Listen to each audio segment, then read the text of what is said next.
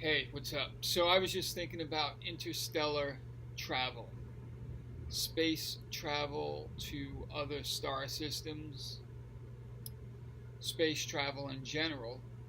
Um, some of my favorite documentaries are about space, everything from the Big Bang forward, the formation of the universe, space time, gravity, planets. But something that always gets me thinking is space travel, and particularly interstellar travel, travel to other solar systems. Now, you always hear about alien visitation and alien abduction, and then you hear about like the Anunnaki. Now, the Anunnaki is different because if that were real, I can see that being more possible. That's essentially a planet within our solar system. It just has such a large, you know, um, elliptical rotation around the sun that when it gets far away, it's really far away. But when they're close enough to the Earth, with a space shuttle, you can hop from one planet to the other that close. So that's relatively easy. But when you're talking interstellar travel, travel from, say, Betelgeuse or one of those other solar systems that are way out there.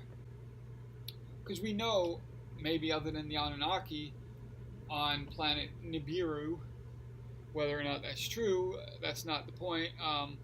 We pretty much know that there are no sentient life forms that can travel to Earth in our solar system. That's pretty much fact. But out there, out in the great yonder, there could be plenty of life. The difference is, can they travel here? Just recently, NASA discovered a solar system that has, I think it's 7 Earth-size planets rotating around the sun, in orbit around the sun, but it's something, I forgot how many light years it is, but it'd be something like, 100,000 years to travel. Now, when you think of Star Trek is the Voyager. They're out there in inner space, right? They're deep space. They're out there. Well, I guess they can land on planets that have been developed and pretty much refuel, get supplies, whatever. But think about it. If we came up with the technology tomorrow to travel interstellar, to the closest star system that we know of. Let's say it's 75,000 years. That's not too long in the grand scheme of things. We'd have to come up with a ship that can last 75,000 years traveling through space. The people on the ship would have to reproduce. You're talking generation after generation after generation after generation being born, living their life, and dying on that ship. And since there's no, rest stops out there, at least that we're aware of, there's nowhere to stop to resupply. So everything has to be self-contained on that ship. You're talking 75,000 years worth of oxygen, food supply, water supply. Everything would have to be recycled. Everything. Essentially, human waste would be recycled into food. Urine would be turned into water. But for the most part, it'll be replicated food, it'll be reproduced food, and it would have to be made essentially out of human waste. Even the bodies of the deceased would have to be recycled. Use the organs for medical procedures, things like that, to donate to people that might need organs. You got to think about this. You're traveling through space, generations of people for 75,000 plus years. Everything on that ship has to be reusable. So the human dead would have to be recycled. Everything essentially would have to be recycled. You'd have to have as little waste and as much recycling as possible. There'd be room for only so much as far as like supplies, metals, and things like that to fix your ship, repair supplies, stuff like that. So you'd have to come up with some top technology. Now I understand I'm thinking in our modern technology, in what I can understand, and who knows what'll happen down the line. But who knows? Who knows how long that will take, and how long that technology would be able to last, be upgraded during that time of space travel. You're dealing with whatever's out there in space, flying debris. Who knows, like what radiation might do to a ship over time. Now, an option would be warp speed, something like that. Some manipulation of space-time warp. If you can condense that time of travel, maybe 75,000 years into 10,000 years. Still a long time of traveling. If you can do it instantaneously, that's a different story. Maybe you find a wormhole, some sort of rip in space-time that you can travel instantly from one solar system to the next. Then you're talking possibility. Now, this is where I'm getting to on that. I think, and I'm not the only person to think this. Other people, I didn't come up with this theory, but I agree with it.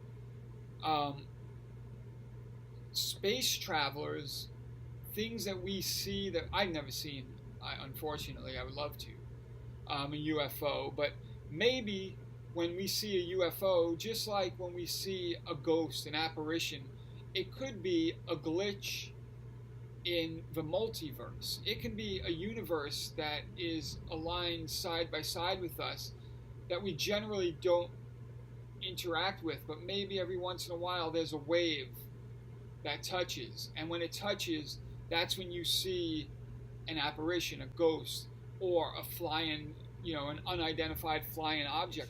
It could be a glitch in the universal, like the membranes of the universe. Like they say, universes are like membranes, all kind of like lined up next to each other like a loaf of sliced bread. So it could be these sort of membranes, sort of, that they kind of bump into each other, and that's where you see these things. Or if it is intentional travel, it's a lot closer. We could be simultaneously next to another universe. They're a whole different language code, so that's why we don't see them or interact with them. But like I'm saying, every time there's that glitch in the matrix, you see something.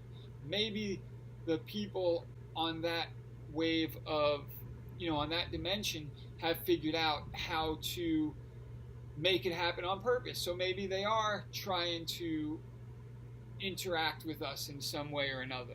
I don't know. Anyway, this stuff is fascinating to me. The possibilities are endless.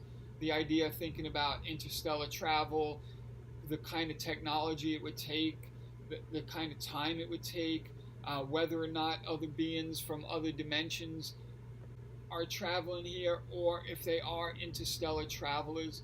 I mean, the thought process on this could just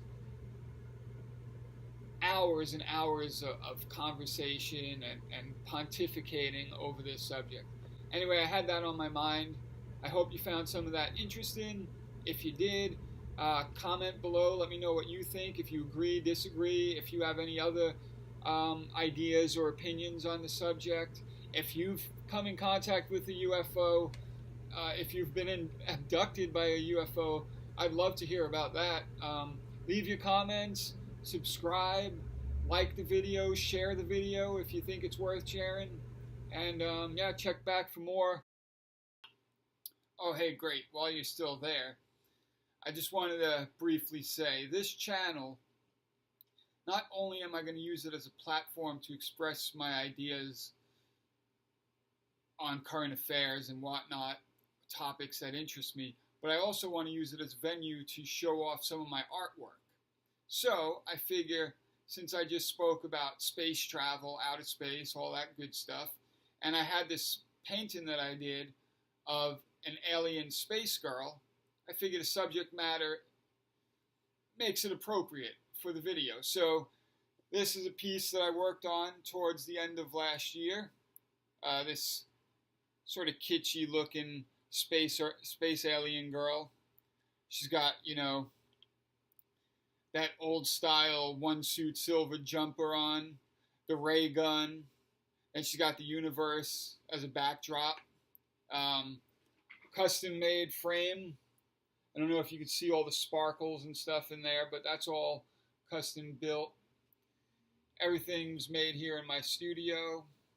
So yeah, I thought I'd share her with you guys and just let you know that I plan to do a lot more of this, especially if I have something that's similar to the topic I'm talking about. I'll definitely show it, but sometimes I'll just show a random piece of art. Just why not? That's what I want to do with this idea, other than sharing these ideas, sharing my artwork. Anyway, let me know what you think of the video. Let me know what you think of the channel so far. Let me know what you think of my painting. And go ahead and comment below. Like the video if you do like it. And if you haven't done so yet, go ahead and subscribe to the channel. And I'll see you next time. Oh wait, one more thing. So while I was editing this video, I was thinking about space travel. And I was thinking about that initial crew that flies out and generation after generation traveling through deep space for thousands and thousands of years. Meanwhile, back home on Earth, unless they took off from Earth because there was some catastrophe and Earth was going to be no more, if these were just explorers that we sent out there to go, you know, colonize the universe,